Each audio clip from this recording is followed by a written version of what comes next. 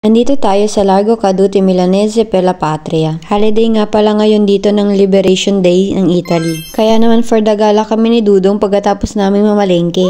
Doon nga pala sa dulo nito ay matatagpuan nyo ang Università Cattolica del Sacro Cuore. Kasama din pala ito sa Milano Design Week. Free entrance hanggang April 28. Ito nga pala yung installation ng Sonosfera, kung saan ito turn off nila ang lahat ng lights. Sa loob nga ng Sonosphere ay dadali nila kayo sa Borneo or the Amazon Forest, sa mga lugar kung saan may highest biodiversity on the planet. Sa loob ng Technological Amphitheater, kung saan first time ng Catholic University participate sa Milano Design Week. Mga 15 minutes nga din palang naka-turn off ang light, so ipaparinig ko na lang sa inyo yung mga narinig namin doon.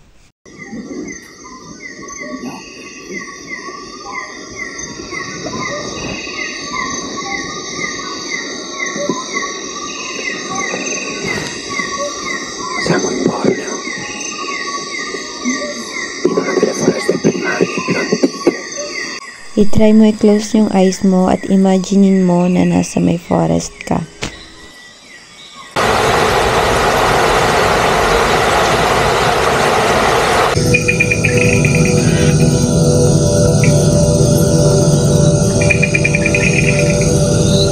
Mga 25 minutes din yata kami dun sa loob. Sa una, marirelax ka talaga sa mga tunog ng nature. Pero pagkatapos nun, pinakita nila lahat ng graphic ng mga nangyayari sa mundo natin. Unti-unti nga nasisira ang planeta natin. Nakakalungkot na nakakatakot. Kaya naman sana bawat isa sa atin ay magkaroon ng respect for the environment. Umiwas sa mga plastic, huwag magtapon kung saan-saan. Huwag sayangin ang tubig at kayo ay magtanim. Tandaan nyo, there is no planet B.